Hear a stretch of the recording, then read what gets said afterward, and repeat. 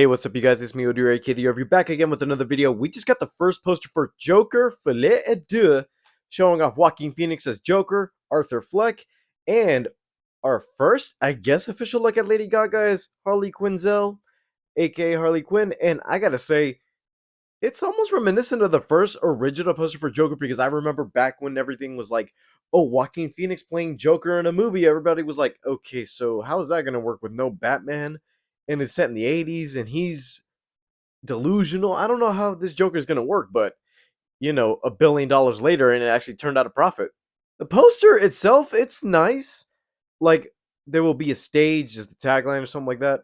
But to me, I'm looking at the way Arthur and Harley are looking at each other because to me, this reminds me of something we almost got in the DCEU. Because I remember back when the whole plan was, oh, we're going to be adapting the Dark Knight Returns, but using elements of the Dark Knight Returns, where we saw Ben Affleck Batman all bulked up and old, and Jared Leto Joker in his tuxedo in Suicide Squad, which kind of did remind me of him wearing the white tux, but same imagery, but also same design because it's mirroring both versions of it. What I can say is that I like the poster, but now the big defining question is, what's the trailer going to look like? Because through all the rumors and stuff like that, I've heard that this Joker movie is specifically a musical, which musicals these days, a lot of people like them, a lot of people don't.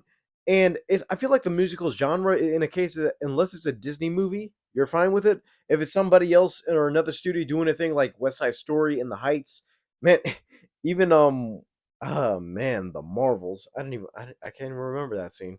Even the Marvels, when they did that tiny little musical segment in the movie, it was weird and a bit out of pocket and touch because it felt awkward to some people, and I'm like, I don't feel like this. I'm comfortable with this unless you acknowledge that the movie itself is a musical.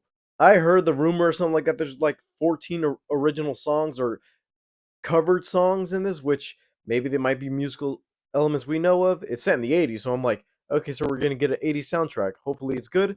And also, it's funny because you got Lady Gaga, so that tells me she's gonna do one original song, or I guess this could be like her "Shallow" song or Joker Face. The trailer date is funny too because the trailer's coming out a week from today, so April 9th. And what's funny is that next week is CinemaCon. And if you don't know what CinemaCon is, that's when all the reps from every movie theater establishment come together and every studio holds down a presentation of what's to come and whether or not they're ready to show these to their theaters. And funny enough, Warner Brothers has a big one coming up.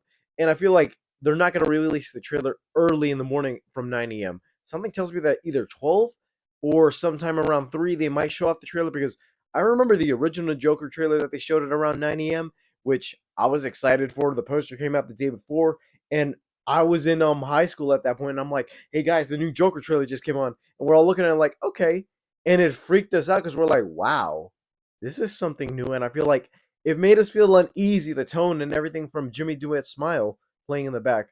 It felt more unnerving from the tone of that movie, but going into this one, now we're going to deal with the aftermath of what happened in the first one and hopefully the same type of demented feeling of the Joker because that's the thing about the first one that I feel like is not going to be replicated in this because Joker was a monster.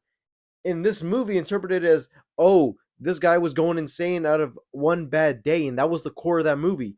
Everything leading up to that point, he was going crazy, and not crazy in the fact that he's just delusional. He suffered through so much trauma. Arthur Fleck became the Joker and took the identity of the Joker, and Arthur Fleck died that night when he shot Franklin Murray. All I gotta say is I can't wait for the trailer and for some.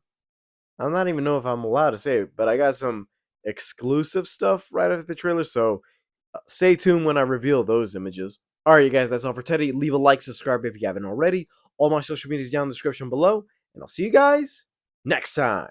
Bye, guys.